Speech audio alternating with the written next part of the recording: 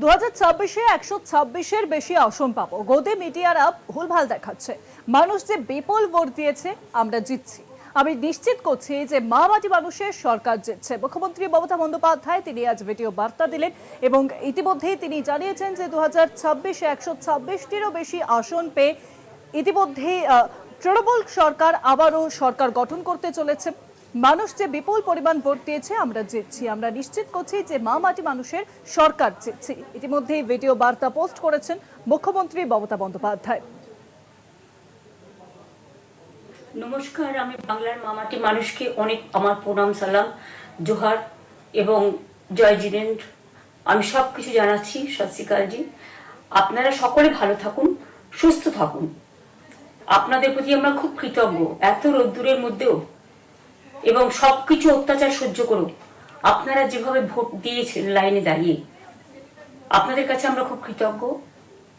আমি আমার কর্মীদের কাছেও খুব কৃতজ্ঞ, যারা জীবনপণ লড়াই করে অনেক অত্যাচার সহ্য করে সেন্ট্রাল ফোর্স এবং এখানকার ফোর্স সবার যৌথ অত্যাচার সহ্য করেও টোটাল সমস্ত machinery government of India, prime minister, home minister থেকে শুরু করে পুরো গভর্নমেন্ট অফ ইন্ডিয়া এবং 19টা রাজ্যের বিজেপি নেতাদের এবং অর্থ ভাণ্ডার, শক্তির ভাণ্ডার, বন্দুকের ভাণ্ডার নিয়ে যারা বাংলার মানুষকে জব্দ করতে চেয়েছিলেন, জব্দ তারা কিন্তু ভোট বাক্সে হয়ে গেছে।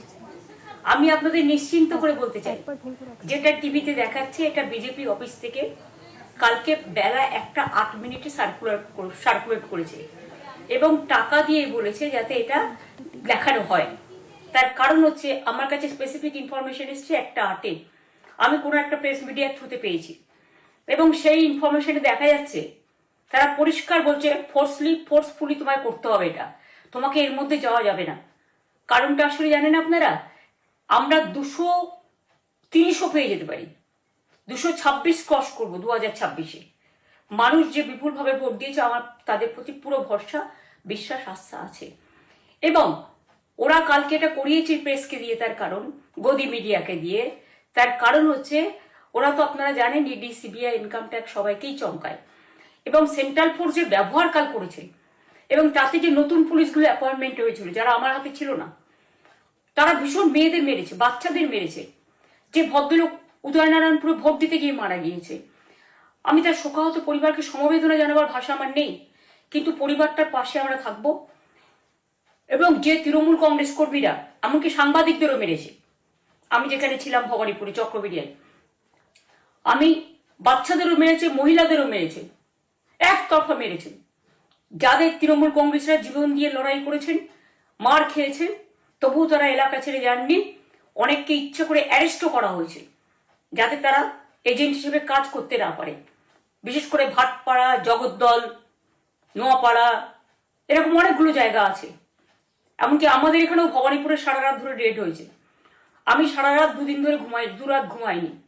তাই আপনাদের কাছে বলবো, ওটা বিজেপির চক্রান্ত এবং বিজেপি এত করেও মানুষের অধিকার থেকে মানুষকে বঞ্চিত করতে পারলো না এবং তাই বিজেপি শেষ খেলাটা খেলেছে প্রেসকে দিয়ে, যাতে উল্টোপাল্টা বলে আমাদের মনোবলটা কর্মীদের ভেঙে যায়, মানুষের মনোবল ভেঙে যায়।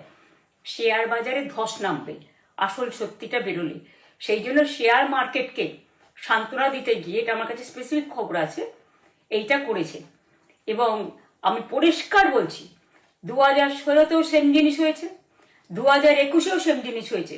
ওরা কিন্তু বারবার করে যা এক্সিস্ট পোল যা দেখিয়েছে, টোটালটাই দেখিয়েছে বিজেপির কথায়। এবং আজকে তো আপনারা জানেন নিরপেক্ষতা বলে ভারতবর্ষে কিছু নেই, সব একপক্ষ হয়ে গেছে। আমি তাদের বলবো আমাদের কর্মীদের এবং মানুষকে সাথে থাকতে, যাতে কাউন্টিংয়ে সবাই সমানভাবে আজ থেকে পাহারা দেয়।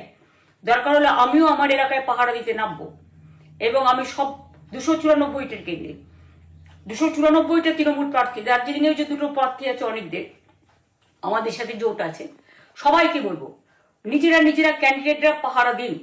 দিনের বেলায় কর্মীদের রাখুন, রাতের বেলায় নিজেরা থাকুন, পাহারা দিন। আমি যদি পাহারা দিতে পারি, আপনারাও পাহারা দিতে পারেন।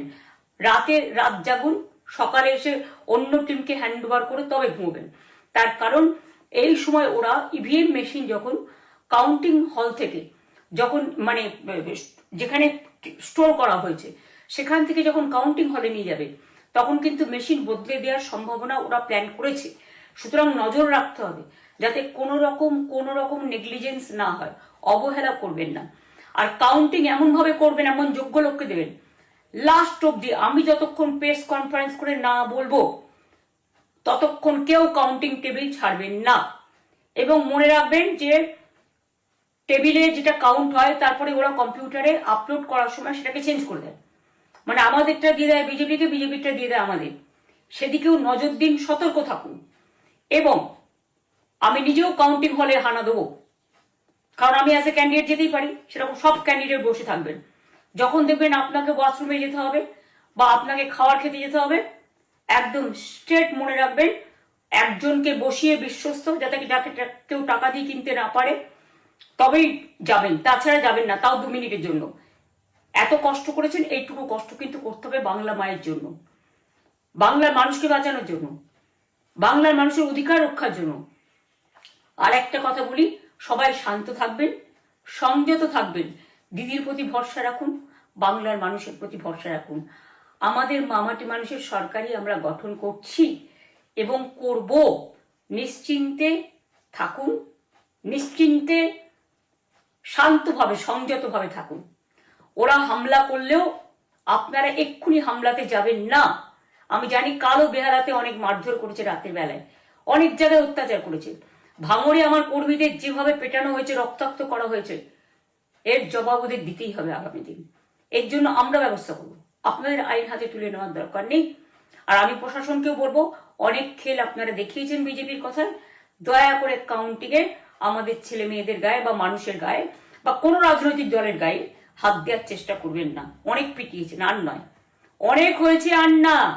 বাংলা আপনাদের নয়, বাংলার মামাটি মানুষ বাংলার দখলে। বাংলারা বহিরাগতদের সমর্থন করে না, বিজেপি নিজস্ব এজেন্ট নেই কোনো বুথে।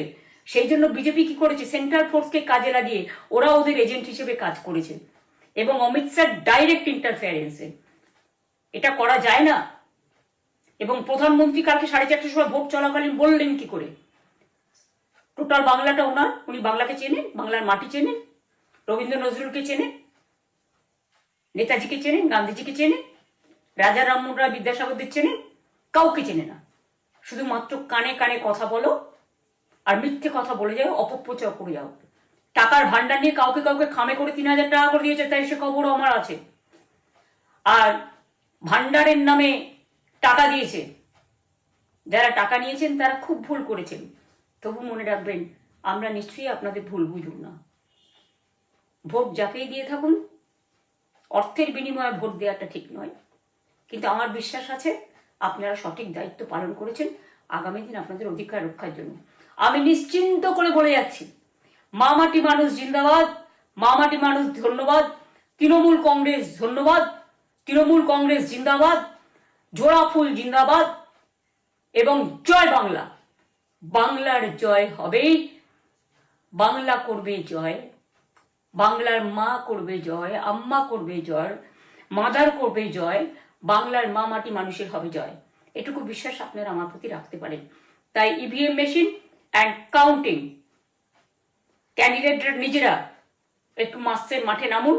আমি যদি 3 রাত জেগে গার্ড করার জন্য, আমাদের রাতে অনেক অত্যাচার করেছে কর্মীদের, আমি যদি পুরো রাত জেগে সকালে ইলেকশনে বেরোতে পারি, আমি 1 মাস 10 দিন কাজ করে এই রোদ্দুরের মধ্যে 50 লু নিয়ে সমস্ত সাউথবঙ্গের দেয়ালগুলো, বিশেষ করে সাউথবঙ্গের জায়গাগুলো যে গরম ছিল, আর মানুষ যেভাবে রোদ্দুরে দাঁড়িয়ে ভোট দিয়েছেন, সবাই অত্যাচারিত হয়েছে। এক তো এসআইআর এর অত্যাচার, এক হচ্ছে সেন্ট্রাল ফোর্সের অত্যাচার। এই অত্যাচারের বিরুদ্ধে মানুষ রায় দিয়েছেন। বিজেপি যতই ভাবুন, ভেবেই বসে থাকুন, আর যতই অপপ্রচার করুন, মনে রাখবেন জবাব পাবেন 4 তারিখে সন্ধ্যের মধ্যে। অপেক্ষা করুন। নমস্কার, ভালো থাকবেন। অনেক অনেক জয় হিন্দ, জয় বাংলা।